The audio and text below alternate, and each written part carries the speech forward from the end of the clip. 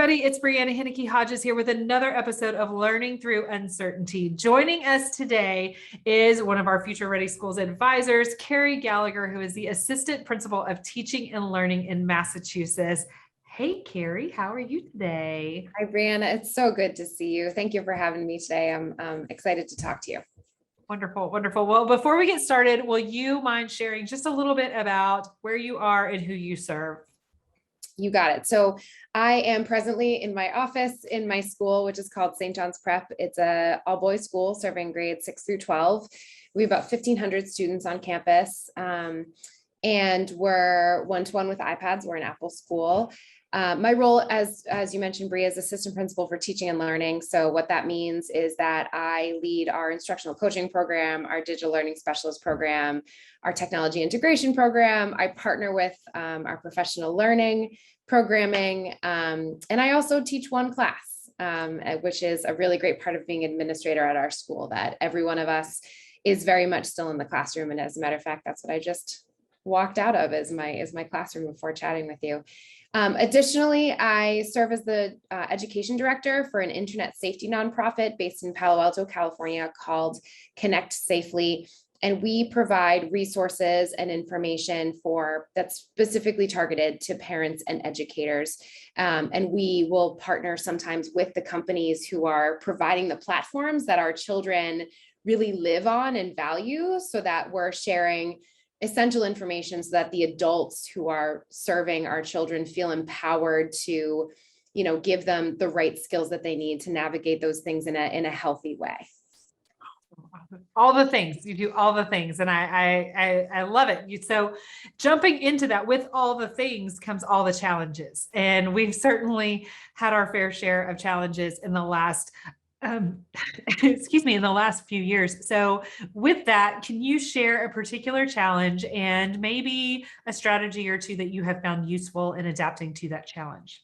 Yeah. So I think one challenge that I experienced both as a parent and a school, someone who serves in schools as a leader, as an educator, as a teacher, as a provider of professional learning and growth, is that our students really needed to step up in a way that we normally wouldn't require of them. So they needed to learn to work on their own at home for a little bit. They needed to learn to abide by new behavioral guidelines that were meant to keep them safe while still learning. So they were balancing learning a lot of new systems. And then in the meantime, we're expecting them to learn all of the content and skills that are part of our normal academic design. And it was a lot for that. It was a big lift for our children. And certainly it was a big lift for our teachers. But specifically, I want to focus on the kids and how it affected them. And first say, one thing that I learned through this is, as we're asking them to do all of these things, and we're, as the adults, talking about all these structures that are going to make it work for the kids, one thing that worked really well is when we asked them, this is what you'll need to do. Here's what we're thinking. Will this work for you? Or in the midst of it, is this structure that we're using working for you? Let's pause, reflect. What are you understanding? What questions do you have? And really asking for their input so that our systems can adjust and be flexible to meet their needs where they are. And now what we're seeing, now that all of the students are back in school together, we're no longer distancing in classrooms. They're able to collaborate, which they weren't able to do before. We're learning that they actually, and they're asking for help with how to collaborate again, right? They need help flexing those muscles. They need help learning how to partner with somebody and do something where you're able to each share your strengths. And you're not just, I think one of the adolescent tendencies is to, when they're given group work, to just divide and conquer, right? So in particular, we're seeing that students need some help with relearning collaboration, and also just relearning what it means to be in a classroom. What are the behavioral norms in a classroom? How do you participate effectively?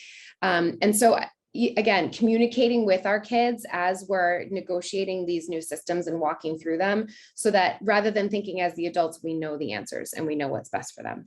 It's funny to hear you say that now we're having to remind them and maybe, sharpen up some of those skill sets around collaboration. Before the pandemic, a lot of conversations were around, we assumed strengths and skills around technology that weren't maybe there, that we needed to focus on a little bit more. And now post crisis teaching, right? Post distance teaching, now that we're back into that collaborative and that community-based environment, we're having to remind ourselves that we need to brush up on a lot of those community-based skills. And I think that that's kind of interesting to look at that flip-flop. I hadn't really thought about that until you were saying that, of reminding them, this is how you need to do this in this environment, and how important it is, and to leverage. I like how you phrase that, leveraging those strengths that they've acquired along the way to benefit their partnerships. Yes, precisely. Mm-hmm. Okay. So one of the things that happens with change is that we oftentimes kind of stumble through it. So I know that I love following all the work that you do at St. John's. But that said, has there been something that, you felt maybe we had to figure out a new way to do this? So, one of because a lot of times, especially when we're looking at this from that educator lens, it's really easy to look out at everybody and be like, yeah, of course they're doing it. They've got it all figured out. Part of learning is struggling as we go through this. So can you share something that maybe was a little bit well-intentioned, but somehow didn't come out quite like you wanted it to? And what have you guys been doing to take another run at it?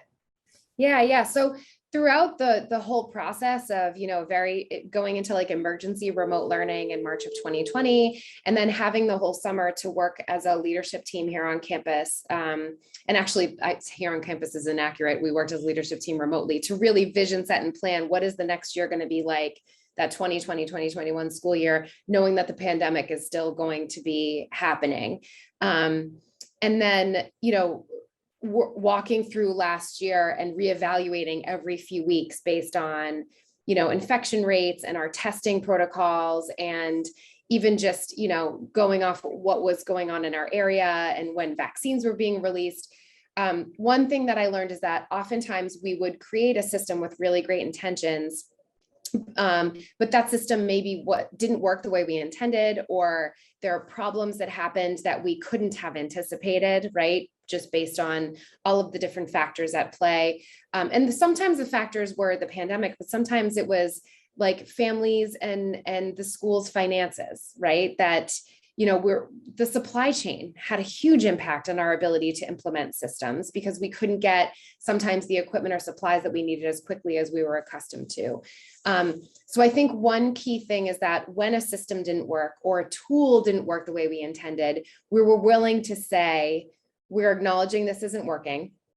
Because of the feedback, we're grateful that you're giving us. And we always were asking for that feedback too, by the way. That's important. And here's what we're considering. And then letting people know, okay, we've chosen this adjustment to the structure or this new tool that will fill this need. And here's why, and here's how the rollout's going to look. So I think, there are certainly a bunch of examples. Most of them have to do with like choosing the right tool. And so I certainly don't want to throw any tools under the bus, because some of the tools that didn't work for us, I know worked wonderfully for other people. So it very much depends on your environment, your audience, the systems you have in place. But I would say one thing that we learned throughout the process is that you're always seeking feedback in informal and formal ways, that you're acknowledging the feedback, that you're communicating with others, here's the feedback we received, and that you're letting people know what you're doing. Maybe it's behind the scenes, maybe it's very much public, in order to adjust based on the feedback. Right. And that feedback needs to be strategically gathered. So it isn't just feedback from the loudest voices, but it's feedback from everyone who's a part of the community. So all of that was really helpful. And, it's something we talk about in education all the time. The core of it is relationships. Are people willing to give you feedback? They're only willing to give you feedback if they trust you and trust that you will use it for their benefit. And so remaining transparent about why we're seeking feedback, what the feedback said, how we're using it, and what comes next all the time is something that I've learned is incredibly valuable. And even now, now that we're back, we are using those same systems to continue to adjust. And our associate head of school and our headmaster are sending out emails, I would say once a month, with updates on protocols like masking and sanitizing, and how we're assigning and collecting work, and expectations when it comes to grading, and who can and cannot be on campus, so that we're staying safe, so that everyone is aware of the fact that they're evaluating regularly and they're communicating the response to that regularly.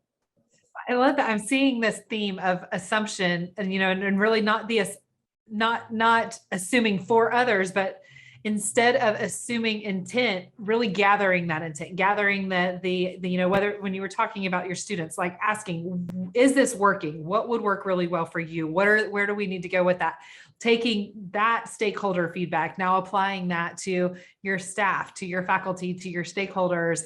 Is this working for you? Are you getting the information? Do you know? Are you not operating from that assumption of information, but instead making sure that you're showing that transparency, I think is so important, because we in education, we tend to get really wrapped around the things that we're super involved with, and we forget that not everybody's in all of those meetings. And so to keep that open, and also to remember that, like, our best laid plans don't always work. As secondary teachers, we see that all the time, right? Like, our first period class, that might look totally different than our third period class. And the intention is still the same, but how it comes across and the feedback that we gather is going to look very different. So I think that's a great reminder to keep in the forefront as we navigate, and keep that in a present tense verb of learning, and not just, yep, that's what we figured out, and now we're going to operate off of that knowledge that happened 6 months ago. Keeping it in the forefront and remembering that, like, it's continually going to shift and change is really, really great. Yeah, So what that old quote, the only thing that's constant is change. So assuming that when you take a role, you've been in the role for 5 years, you're like, all right, I got this role. Well, your role is going to change, even if your title doesn't, based on the needs of the people that you're serving. So right. Because our people are always changing. I mean, I think that's one of the things, that's both the pressure and the benefit that happens in education, is that our kids, every year you get new kids, every year, you get new families, every year you get new faculty. So there's always change, and you can't get too comfortable in that, or you're not going to be able to serve as well as possible. right. So on that note, I want to give you one final question. And I want you to think about who or what is your reason for doing all of this, because change is intense. I always laugh whenever there's those of us who I self-identify as embracers of change, but we're all just a bunch of liars like that, because nobody really likes change. We only like change when it's our idea.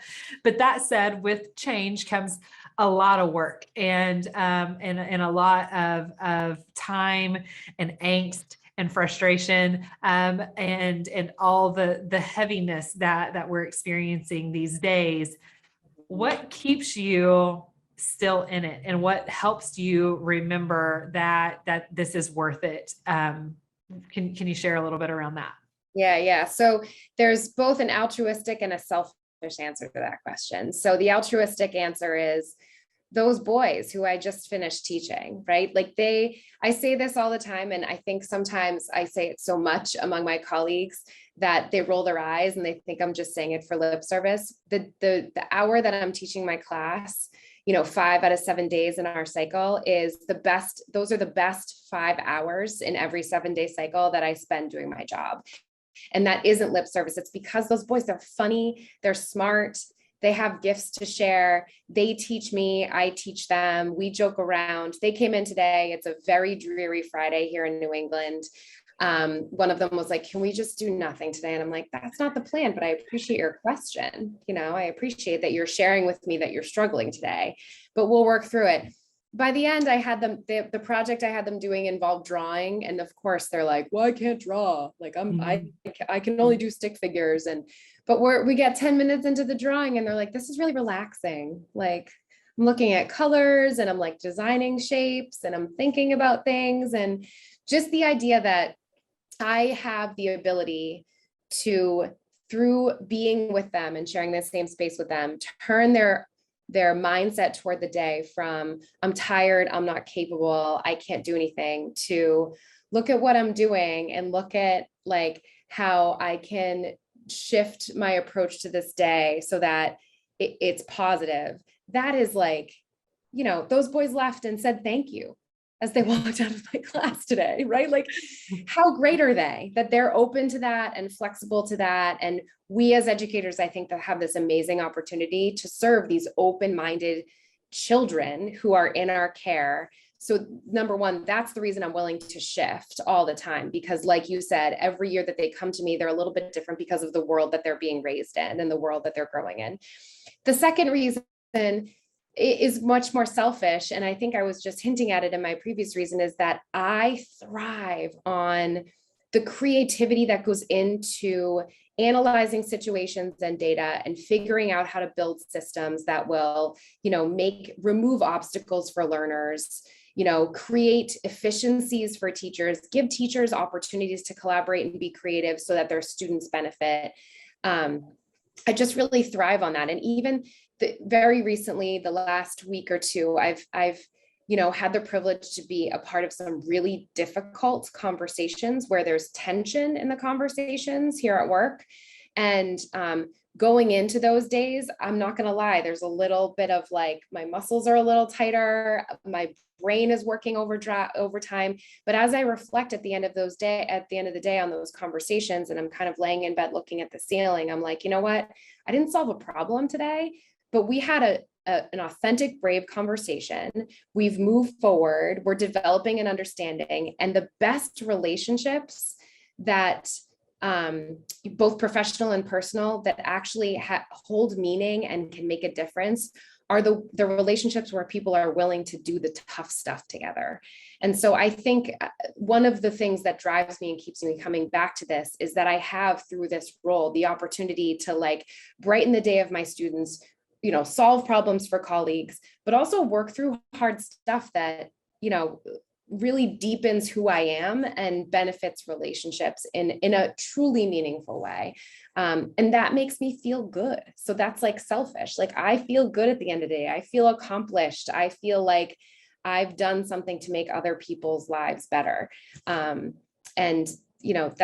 that's important to me. And it's okay to pat yourself on the back if you've had a good day like that, I think would be my message to educators. Like, it's okay. It's become kind of out of style right now to say you're an educator who loves what you do, because educators had to work so hard through the pandemic. It's okay to say that you had a good day, and it's okay to feel good about it. I hope people can start like shifting their mindset a little bit in that direction, acknowledge the tough stuff, but feel good about what you do. Because like you're pretty great at what you do. And that's why that's why other adults are willing to put a whole classroom full of kids in a room with you for hours at a time, because they have faith in you and you're great at it. Oh, I love that. What a great reminder. You're pretty great at what you do, and trust that. Like, I think that is, it feels good if you are an educator who thrives around being around kids, who thrives around teaching and really explaining your content. Embrace that. What an important reminder. The hard stuff is hard because it's our heart, because it's our heart work, right? Like our hard work is our heart work, and keeping that in mind is so very, very powerful. I'm just processing all of that, and I want to pack that up and take that with me for the rest of the day. And so I thank you so much for sharing that. So with that said, I'm going to wrap us up for today. Again, I'm Brianna Henneke-Hodges on behalf of Future Ready Schools and the Future Ready Schools podcast. This has been Learning Through Uncertainty. This is the one and only Carrie Gallagher. And we thank you so much for sharing some time with us, and we can't wait to hear your thoughts. Thanks again, y'all. Despite our good intentions, 2020 helped us clearly see that while each day brings a multitude of uncertainties, future-ready leaders are leaning into those opportunities, leading necessary changes to address inequities and learning through uncertainty. Learning Through Uncertainty is hosted by me, Brianna Henneke-Hodges, National Faculty for Future Ready Schools. In each episode, we'll connect with future-ready instructional leaders and learners as they share their expertise, advice, and experience reimagining teaching and learning to better suit today's learners with tomorrow's techniques. Together, we'll reimagine possibilities, renew communities, and reinvigorate pedagogical practices. Together, we'll redesign environments, recalibrate services, and reconnect purpose, passion, and practice. Subscribe and listen to Learning Through Uncertainty wherever you get your podcasts. Go ahead and subscribe so you don't miss an episode. Learning Through Uncertainty and Future Ready Schools are projects of All for Ed, because together we're better, and together we're future ready.